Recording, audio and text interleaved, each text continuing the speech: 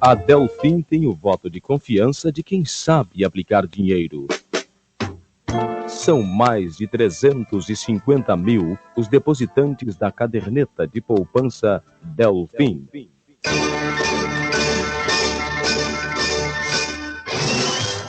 O presidente Geisel assinou sem vetos no primeiro dia do mês de julho o decreto da fusão Rio-Guanabara.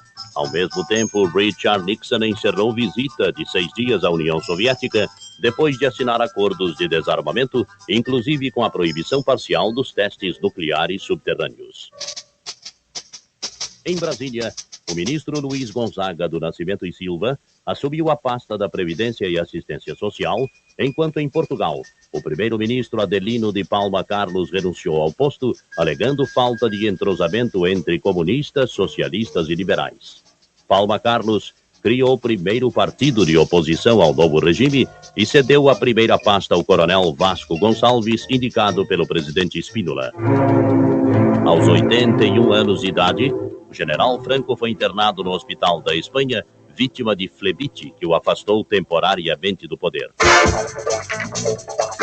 No dia 15, um golpe de Estado em Chipre derrubou o governo do arcebispo Macarius. A Guarda Nacional tomou o poder, desencadeando grave conflito entre gregos e turcos habitantes da ilha. Nikos Sampson assumiu a presidência, renunciando depois em favor de Glafkos Clérides. A Grécia sofreu algumas modificações políticas, inclusive com o processo de redemocratização. O poder foi devolvido ao primeiro-ministro Constantine Karamanlis, exilado há 11 anos na França. Karamanlis teve recepção igual à de um herói e em 24 horas decretou anistia a todos os presos políticos.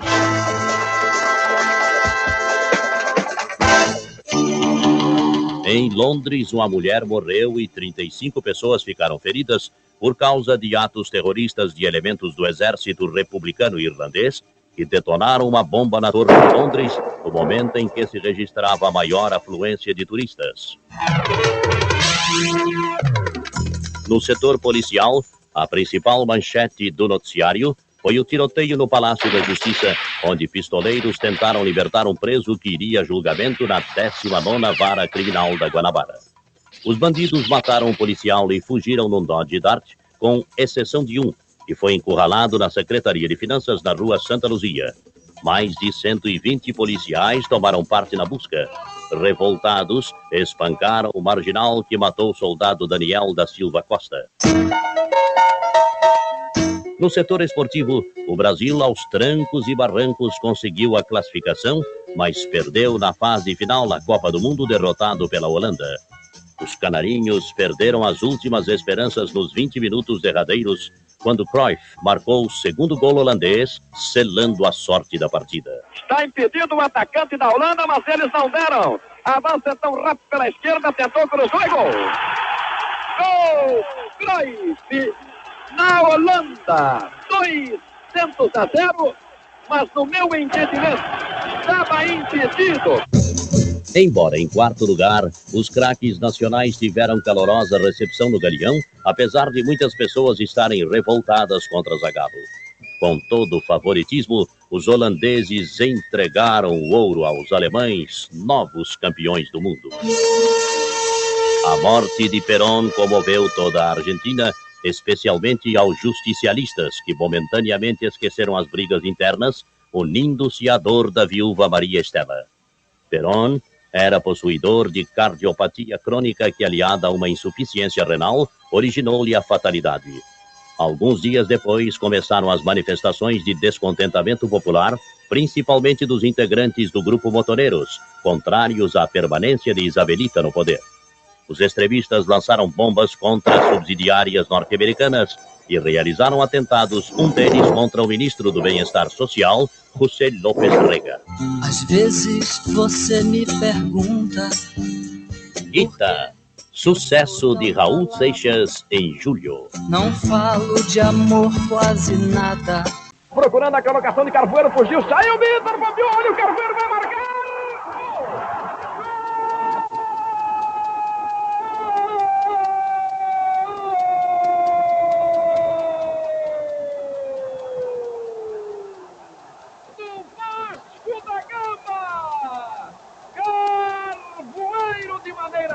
Sensacional! Se Jorginho Carvoeiro não se tornou um ídolo para a torcida vascaína ao marcar esse gol, pelo menos passou para a história do clube, único da Guanabara a conquistar um campeonato nacional. A epidemia de meningite agravou-se em São Paulo, estendendo-se a várias regiões do país.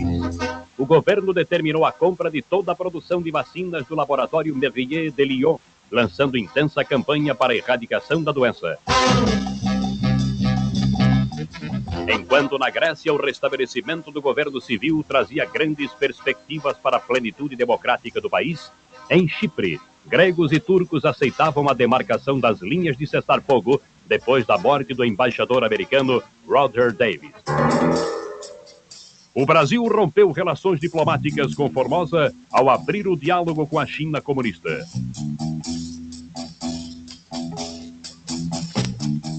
O avião da FAB caiu em Salvador, enquanto no Rio o engenheiro Sérgio Marques de Souza, presidente da Sobrenco e responsável pelas obras do elevado da Avenida Paulo de Frontin, era condenado pelo desabamento da estrutura em 1971.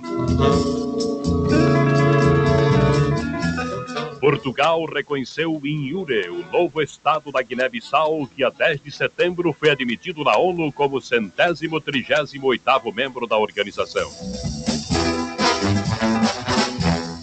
Nova desvalorização de nossa moeda foi assinalada em agosto, com o dólar passando a valer 7 cruzeiros e 2 centavos na compra. O presidente Geisel assinou o plano de classificação de cargos, beneficiando a todo o funcionalismo federal, enquanto na Argentina, Maria Estela Perón criava a Yacimientos Petrolíferos Fiscales, responsável pelo monopólio dos combustíveis. No México, integrantes das Forças Armadas Revolucionárias do Povo sequestraram o sogro do presidente Echeverría, José Zúñiga Hernández, morto a 1º de novembro.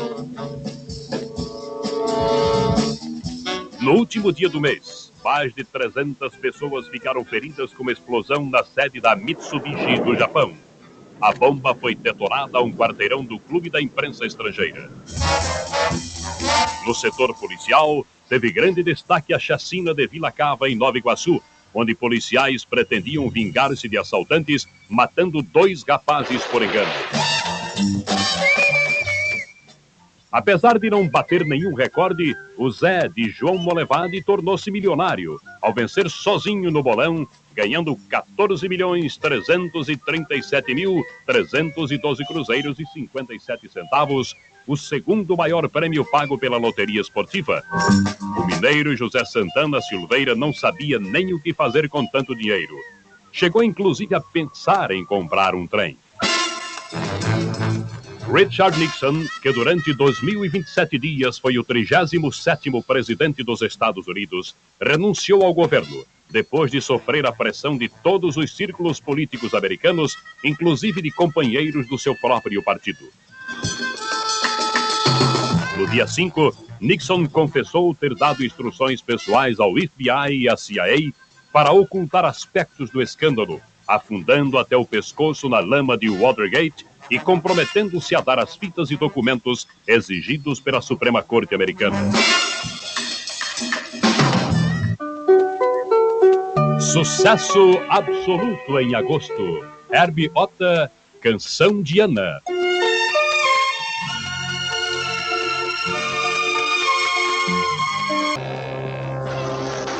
Um dos 16 caças supersônicos Mirage da FAB caiu no município goiano de Nova Veneza, a 28 quilômetros da base de Anápolis, ficando totalmente destruído.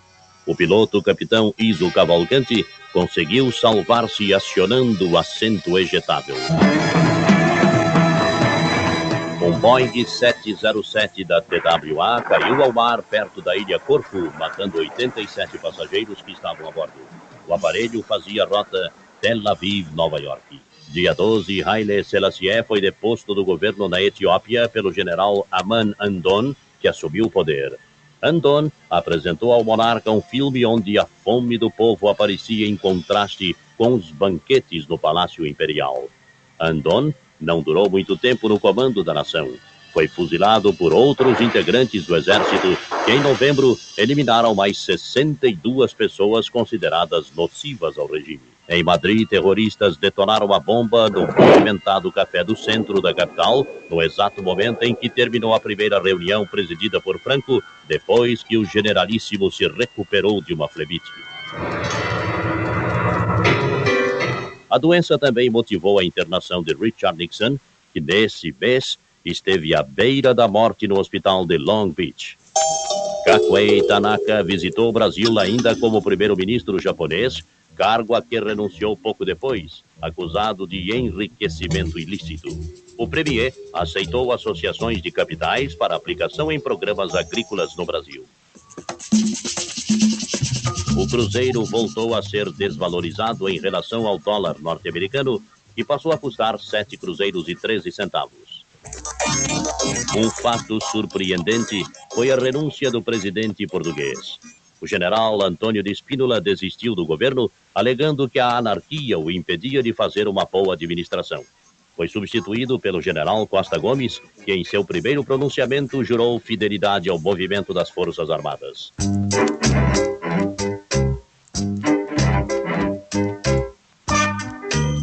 O Fluminense goleou o Vasco da Gama por 5-1, desencadeando uma gozação geral da torcida tricolor nos Cruz-Maltinos, pois afinal, o Flu se impôs sobre o campeão nacional. Emerson Fittipaldi voltou a liderar o Campeonato Mundial de Fórmula 1 ao chegar em segundo lugar no circuito de Monza. As esquerdas declararam guerra aberta ao regime constituído na Argentina. Com a passagem da organização dos montoneiros para a clandestinidade, desencadearam-se ações violentíssimas. Foi atribuída ao ERP e aos montoneiros a responsabilidade pelo assassinato de Atílio López e de José Francisco Varas, vice-governador e subsecretário de Economia depostos em Córdoba. Quem escapou da morte foi o interventor da Universidade de Buenos Aires, Alberto Otalagano, atacado a tiros por desconhecidos. Como nos tempos de Perón, o povo foi às ruas para apoiar Maria Estela na luta contra o terrorismo. E as Forças Armadas prometeram agir, assegurando tranquilidade às famílias um dia antes do assassinato de Carlos Prats, ex-comandante do exército chileno, morto a tiros em Buenos Aires, onde estava exilado desde a queda do governo Allende. Hildon cantou Na rua, na chuva, na fazenda, e foi sucesso em setembro. jogue suas mãos para o céu. Faça sempre assim. Dê para quem ama um cofrinho da Delfim. Outubro começou com o julgamento do escândalo de Watergate, mesmo sem a presença do ex-presidente Nixon, impossibilitado de viajar devido a seu estado de saúde. Henry Kissinger iniciou viagem pelo Oriente Médio para negociar a paz definitiva, enquanto em Londres, os trabalhistas venciam o pleito, assumindo a maioria parlamentar britânica. Em Brasília, o deputado federal Francisco Pinto foi condenado a 6 meses de prisão pelo Supremo Tribunal Federal por ter ofendido ao presidente do Chile durante a vinda do general Pinochet à posse de Ernesto Geisel na chefia do governo brasileiro. Com 105 votos pró e 4 contra, a ONU decidiu convidar a Organização para a Libertação da Palestina a participar do plenário em que foram debatidos os direitos do povo palestino, apesar dos protestos de Israel. O eleitorado suíço rejeitou por maioria esmagadora o projeto do Partido de Ação Nacional, que previa a expulsão de 50% dos trabalhadores estrangeiros residentes do país, evitando o que o governo caracterizou como suicídio econômico.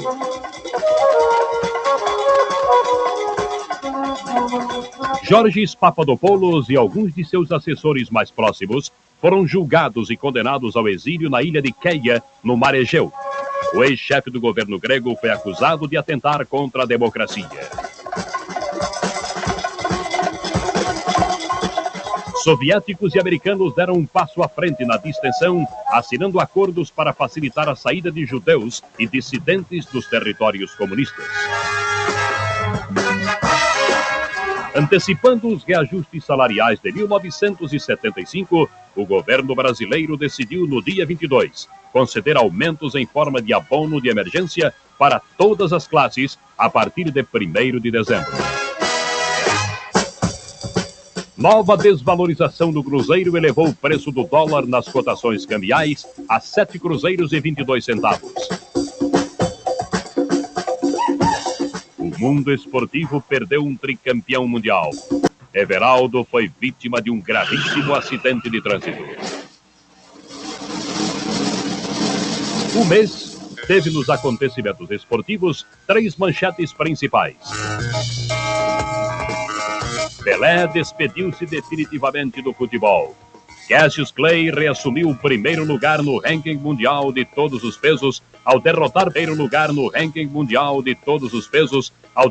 por nocaute o campeão mundial George Foreman. E Emerson Fittipaldi conquistou pela 2ª vez o campeonato mundial de Fórmula 1, obtendo 55 pontos contra 52 de Clay Regazzoni, 2º colocado. E foi muito difícil conseguir ganhar da Ferrari, do Rob Schetter, inclusive do Ronnie Peterson. Outubro teve como sucesso maior Daniel Santa Cruz, Soleado.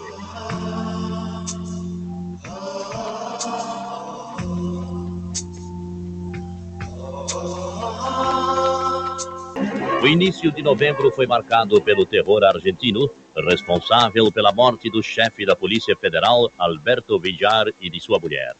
Os dois embarcaram no iate para um passeio a 30 quilômetros de Buenos Aires, quando uma bomba de alta potência explodiu, destruindo totalmente o barco. O assassinato de 5 jovens elevou para 136 o número de vítimas do terrorismo desde a posse de Maria Estela, que no dia 6 decretou estado de sítio na Argentina, declarando guerra aberta às organizações extremistas da esquerda e da direita, com o apoio das Forças Armadas. O governo boliviano sufocou um golpe de Estado em Santa Cruz de la Sierra, mesma cidade onde o presidente Banzer iniciou a revolta que o levou ao poder 3 anos antes. Banzer tinha renunciado ao cargo no final de agosto e, a pedido de altas patentes das Forças Armadas, não deixou a chefia do país. Guerrilheiros sequestraram um VC-10 britânico em Dubai, exigindo a libertação de terroristas condenados por outros atos idênticos. No aeroporto da Tunísia, mataram um dos reféns, mas acabaram se entregando às autoridades. A aprovação da prática do aborto na França motivou enérgicas manifestações contrárias do Vaticano. O Papa sustentou que o primeiro direito da pessoa humana é sua vida. Azar, se a vida lá fora... Wilson Simonal foi condenado a 5 anos e 4 meses de prisão pelo crime de extorsão e sequestro, o que contribuiu bastante para a morte do maestro Erlon Chaves, que considerava o cantor como irmão. Erlon sofreu um ataque cardíaco em plena rua Senador Vergueiro. Simonal passou a aguardar em liberdade a revisão do processo. O Brasil em peso votou nas eleições parlamentares de 15 de novembro, talvez o pleito mais democrático realizado no país.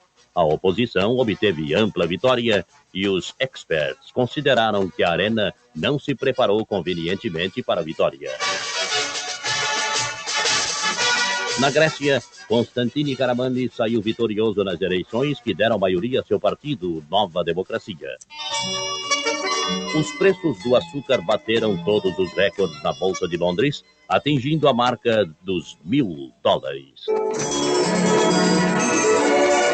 Gerald Ford e Leonid Brezhnev acertaram em Vladivostok um acordo para a limitação de armas nucleares durante 10 anos.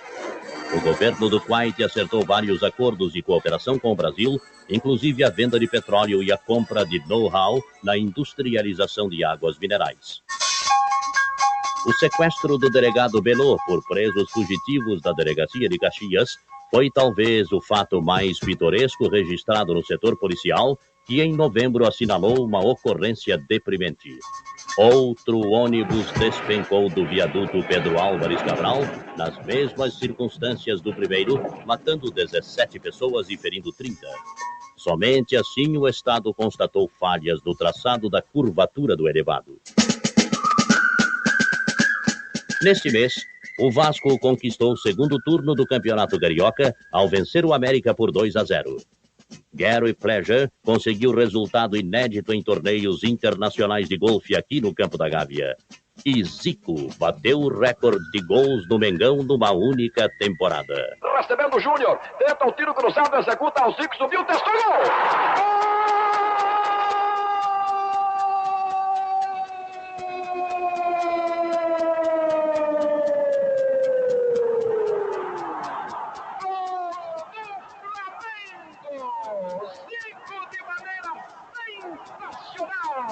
Anteriormente, o recorde pertencia a Dida, que na temporada de 59 fez 46 gols. O interessante é que os dois craques usavam a camisa 10. Novembro foi marcado por uma esperança negra. A descoberta de jazidas petrolíferas em Campos cobriram de otimismo a nação brasileira, que de norte a sul acompanhou de perto o noticiário para saber das novidades. A 80 quilômetros do litoral jorrou ouro negro, o melhor em qualidade já encontrado no país. 1000 perspectivas foram traçadas para o futuro e muitos passaram a imaginar uma independência econômica no setor para 1979. E o samba voltou às paradas em novembro com Clara Nunes. É água no mar, é maré cheia hoje.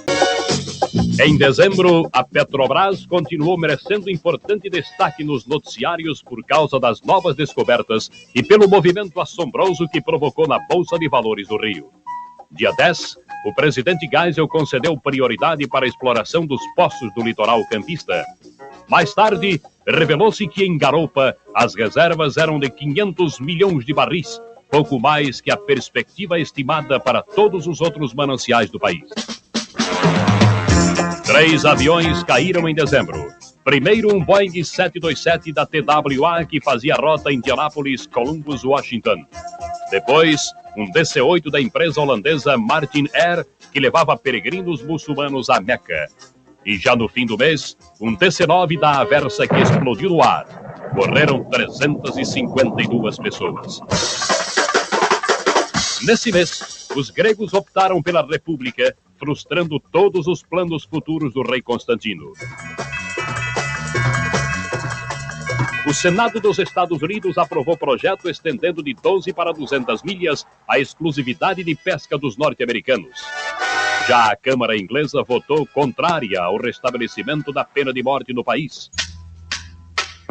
Terroristas tupamaros assassinaram em Paris o adido militar da Embaixada do Uruguai, Coronel Ramón Trabal. Dias depois, em Montevidéu, foram encontrados mortos 5 integrantes do movimento extremista, dentre os quais 2 mulheres. Forças israelenses atacaram o centro de Beirute, em represália à incursão terrorista no cinema de Tel Aviv. Os judeus invadiram 2 concentrações de refugiados palestinos, matando 3 pessoas e ferindo 50. Enquanto diplomatas da China comunista chegaram ao Brasil em preparativos para a instalação da embaixada chinesa em nosso país, Gerald Ford conferenciou com Giscard d'Estaing na ilha de Martinica, aceitando proposição francesa para adotar medidas em prol da solidificação econômica e criação de um fundo especial para o petróleo. O general Pinochet nomeou-se presidente do Chile e no Laranjeiras, durante sua última visita ao Rio, o chefe do governo brasileiro assinou o programa especial para o norte fluminense. Em Brasília, o ministro da Agricultura anunciou o Plano da Carne, prevendo a liberação do produto do tabelamento, obedecendo a um critério de liberdade vigiada. Em dezembro, finalmente ficou pronto o elevado da Avenida Paulo de Frontin. E aliado a isso, houve 3 notas a lamentar. O assassinato da menina Suzana, o choque de um trem com um ônibus em Nova Iguaçu com a morte de 21 pessoas e ainda um terremoto que sacudiu Rawalpindi, matando 4.000 paquistaneses.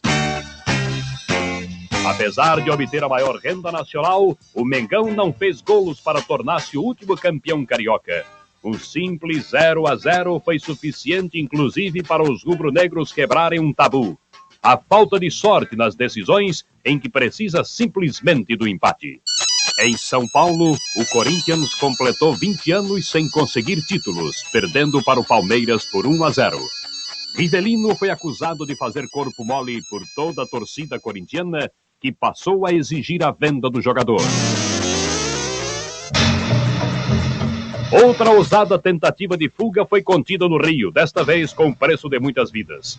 Detentos do presídio Evaristo de Moraes realizaram um motim e, não conseguindo deixar o galpão de presos, tomaram como refém o diretor do Instituto Penal, tenente-coronel Darcy Bittencourt da Costa, que, ferido com 4 tiros, ficou sem receber socorros durante mais de 11 horas.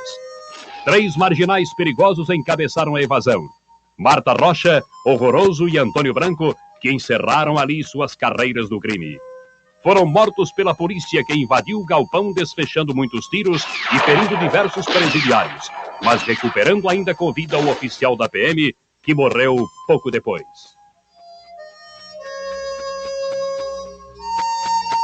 E quase às vésperas do Natal, depois de mais de 100 horas em estado de coma, morreu no Hospital Miguel Couto a atriz do cinema Adriana Prieto, vítima de acidente automobilístico. E encerrando o ano de 1974, Roberto Carlos estourou novamente nas paradas de sucesso com Eu Quero Apenas. Olhar os campos, eu quero apenas cantar meu canto. Num oferecimento da caderneta de poupança Delfim, as emissoras associadas de rádio apresentaram Retrospectiva 1974.